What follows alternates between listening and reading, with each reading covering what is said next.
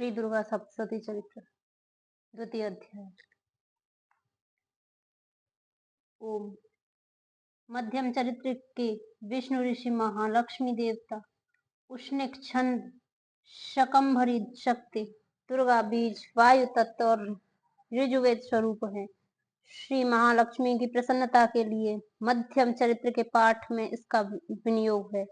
मैं कमल के आसन पर बैठी हुई प्रसन्न मुख वाली महिषासुर मर्दिनी भगवती महालक्ष्मी का भजन करती हूँ, जो अपने हाथों में अक्षमाला, फरसा, गदा, बाण, वज्र, पद्म, धनुष, कुंटिका, दंड, शक्त, खड़क, डाल, शंख, घंटा, मधुपात्र, शूल और पाश और चक्र धारण करती हैं।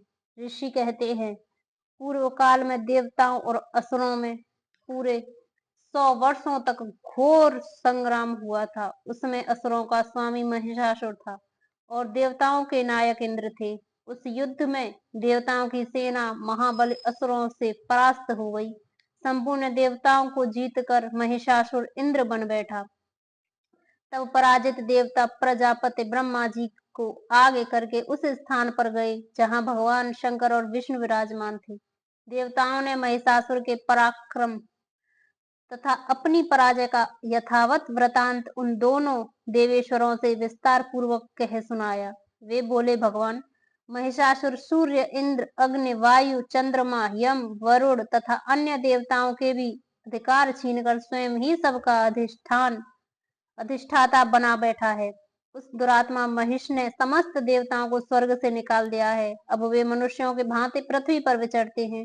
दैत्यों की यह सारी करतूत हमने आप लोगों से कह सुनाई। अब हम आपकी ही शरण में आए हैं। इसके वध का कोई उपाय सोचिए। इस प्रकार देवताओं के वचन सुनकर भगवान विष्णु और शिव ने दैत्यों पर बड़ा क्रोध किया। उनकी भौहें तन गईं और मुंह टेढ़ा हो गया।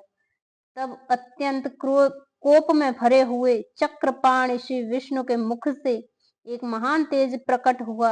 इसी प्रकार ब्रह्मा, शंकर तथा इंद्र आदि अन्य नाय देवताओं के शरीर से भी बड़ी भारी तेज निकला।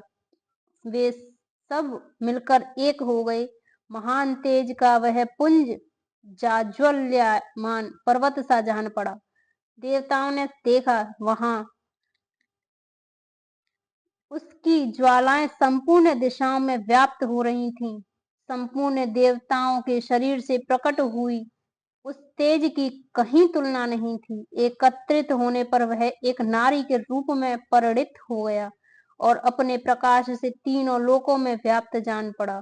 भगवान शंकर का जो तेज था, उससे उस देवी का मुख प्रकट हुआ।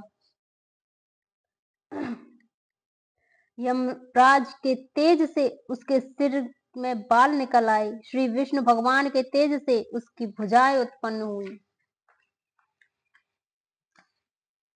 चंद्रमा के तेज से दोनों स्तनों का और इंद्र के तेज से मध्य भाग कटि प्रदेश का प्रादुर्भाव हुआ।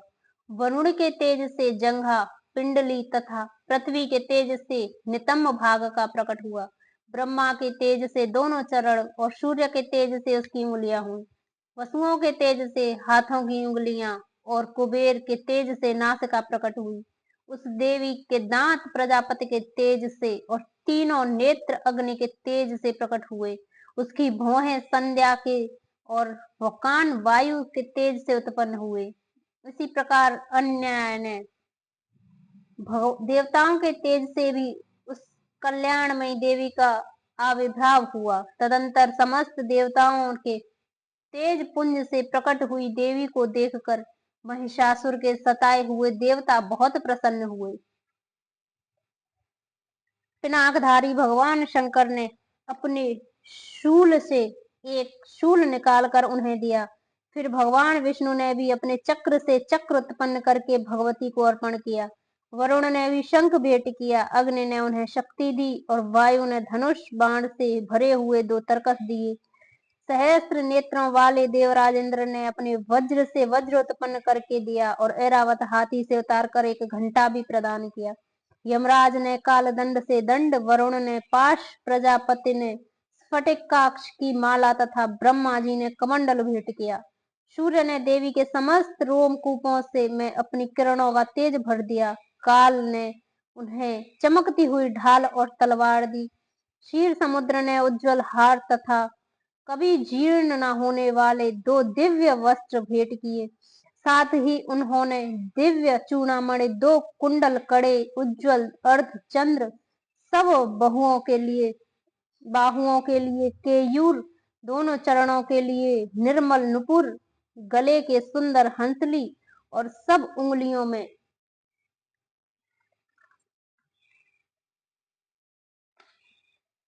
पहनने के लिए रत्नों की बनी हुई अंगूठियां भी दी। विश्वकर्मा ने उन्हें अत्यंत निर्मल फरसा भेंट किया। साथ ही अनेक प्रकार के अस्त्र और अभेद्य कवच दिए। इनके सिवा मस्तक और वक्ष स्थल पर धारण करने के लिए कभी न कुंभ लाने वाले कमलों की मालाएं दी। जल्दी ने उन्हें सुंदर कमल का फूल भेंट किया। हिमालय ने सवारी के लिए सिंह तथा भांति भांति के रत्न समर्पित किए।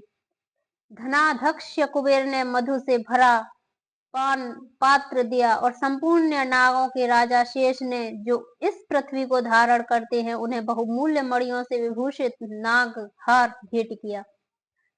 इसी प्रकार अन्य देवताओं ने भी आभूषण और अस्त्र शस्त्र देकर देवी का सम्मान किया। तत्पश्चात उन्होंने बारंबार अट्टहास पूर्वक उच्च स्वर से गर्जना की। उनके भयंकर नाद से संपूर्ण आकाश गूंज उठा। देवी का वह अत्यंत उच्च स्वर किया हुआ सिंहनाद कहीं न समा सका।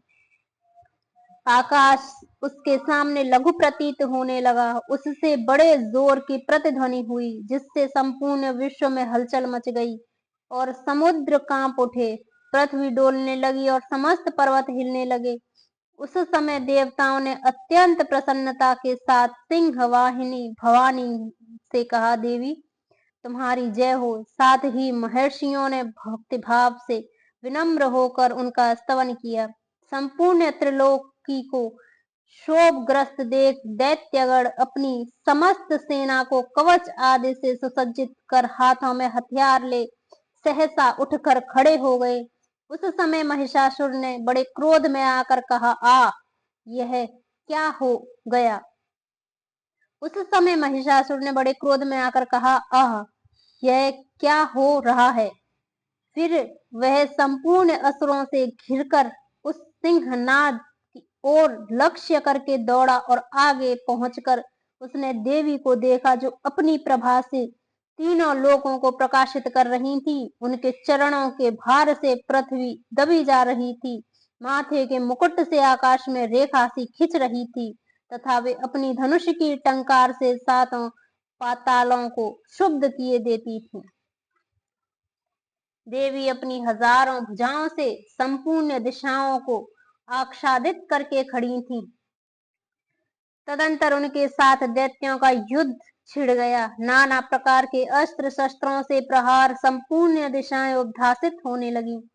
चिक्षुर नामक महान असुर महिषासुर का सेना नायक था। वह देवी के साथ युद्ध करने लगा। अन्य दैत्यों की चतुरंगिनी सेना साथ लेकर चामर भी लड़ने लगा। 60,000 रथियों के साथ आकर उदग्र नामक महादैत्य लोहा लिया। 1 करोड़ रथियों के साथ लेकर महाहनु नामक दैत्य युद्ध करने लगा, जिसके रोए तलवार के समान तीखे थे। वह असिलोमा नामक महादैत्य 5 करोड़ रथी सैनिकों सहित युद्ध में आ डटा। 60 लाख रथियों से घिरा हुआ बाष्कल नामक दैत्य भी उस युद्ध भूमि में लड़ने लगा। परिवारित नामक राक्षस हाथी सवार और घुड़सवारों के अनेक दलों तथा 1 करोड़ रथियों के सेना लेकर युद्ध करने लगा। बिडाल नामक दैत्य 5 अरब रथियों से घिरकर लोहा लेने लगा। इनके अतिरिक्त और भी हजारों महादैत्य रथ, हाथी और घोड़ों की सेना साथ लेकर वहां देवी के साथ युद्ध करने लगे। स्वयं महिषासुर उस रणभूमि में कोटि कोटि सहस्त्र रथ, हाथी और घोड़ों की सेना से घिरा हुआ खड़ा था। वे दैत्य देवी के साथ तोमर, भिंदीपाल, शक्ति, मूसल, खड़ग, परशु और पट्टिस आदि अस्त्र शस्त्रों का प्रहार करते हुए युद्ध कर रहे थे। कुछ दैत्यों ने उन पर शक्ति का प्रहार किया, कुछ लोगों ने पाश फेंके तथा कुछ दूसरे दैत्यों ने खड्ग प्रहार करके देवी को मार डालने का उद्योग किया। देवी ने भी क्रोध में भरकर खेल खेल में ही अपने अस्त्र शस्त्रों की वर्षा करके दैत्यों के वे समस्त अस्त्र शस्त्र काट डाले। उनके मुख पर परिश्रम या थकावट का रंच मात्र भी चिन्ह नहीं था।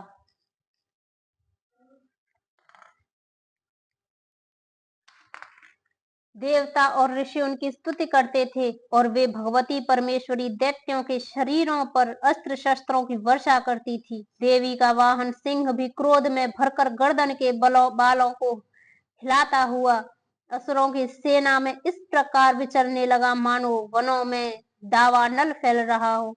रणभूमि में दैत्यों के साथ युद्ध करती हुई अंबिका देवी जितने निश्वास छोड़े वे सभी तत्काल सैकड़ों हजारों गणों के रूप में प्रकट हो गए और परशु भिन्नपाल खड़क और पट्टिस आदि अस्त्रों द्वारा असुरों का सामना करने लगे। देवी की शक्ति से बड़े हुए वे गढ़ असुरों का नाश करते हुए नागाड़ और शंख आदि बजने लगे। उस संग्राम महोत्सव में कितने ही गढ़ मृदंग बजा रहे थे। तदंतर देवी ने त्रिशूल से, गदा से, शक्ति की वर्षा से और खड्ग आदि से सैकड़ों महादैत्यों का संहार कर डाला। कितनों के घंटे के भयंकर नाद से मूर्छित करके मार गिराया। बहुतेरे दैत्यों को पाश से बांधकर धरती पर घसीटा। कितने ही दैत्य उनकी तीखी तलवार की मार से दो दो टुकड़े हो गए। कितने ही गदा की चोट से घायल हो धरती पर सो गए। कितने ही मूसल की मार से अत्यंत आहत होकर रक्त वमन करने लगे। कुछ दैत्य शूल से छाती फट जाने के कारण पृथ्वी पर ढेर हो गए। उस रणांगण में बाण समूहों की वृष्टि से कितने ही असुरों की कमर टूट गई। बाज की तरह झपेटने वाले देव पीड़क दैत्यगण अपने प्राणों से हाथ धोने लगे। किन्हीं की बाहें छिन्न छिन्न हो गईं, कितनों की गर्दन कट गई, कितने ही दैत्यों के मस्तक कट कट कर गिरने लगे। कुछ लोगों के शरीर मध्य भाग में ही विदीर्ण हो गए। कितने ही महादैत्य जांघें कट जाने से पृथ्वी पर गिर पड़े। कितनों के ही देवी ने एक बाह, एक पैर और एक नेत्र वाले करके दो टुकड़ों में चीर डाला। कितने ही दैत्य मस्तक कट जाने पर भी गिरकर फिर उठ जाते और केवल धड़ के ही रूप में अच्छे अच्छे हथियार हाथ में ले देवी के साथ युद्ध करने लगते थे। दूसरे कमंद युद्ध में बाजों की लय पर नाचते थे। कितने ही बिना सिर के धड़ हाथों में खड़ग शक्ति और रिष्ट लिए दौड़ते थे और दूसरे दूसरे महादैत्य ठहरो ठहरो यह कहते हुए देवी को युद्ध के लिए ललकारते थे। जहां वह घोर संग्राम हुआ था वहां की धरती देवी के गिराए हुए रथ, हाथी, घोड़े और असुरों की लाशों से ऐसी पट गई थी कि वहां चलना फिरना असंभव हो गया था। दैत्यों की सेना में हाथी, घोड़े और असुरों के शरीर से इतनी अधिक मात्रा में रक्तपात हुआ था कि थोड़े ही देर में वहां खून की बड़ी बड़ी नदियां बहने लगी। जगदम्बा ने असुरों की विशाल सेना को क्षण भर में नष्ट कर दिया। ठीक उसी तरह जैसे तृण और काठ के भारी ढेर को आग कुछ ही क्षणों में भस्म कर देती है। और वह सिंह भी गर्दन के बालों को हिला हिलाकर जोर जोर से गर्जना करता हुआ दैत्यों के शरीरों से मानो उनके प्राण चुने लेता था। वहां देवी के गणों ने भी उन महादैत्यों के साथ ऐसा युद्ध किया जिससे आकाश में खड़े हुए देवतागण उन पर बहुत संतुष्ट हुए और फूल बरसाने लगे। इस प्रकार श्री मार्कंडे पुराण में श्रावण ने मनवंतरी की कथा में अंतर्गत देवी महात्मा में महिषासुर की सेना का वध दूसरा अध्याय पूरा हुआ।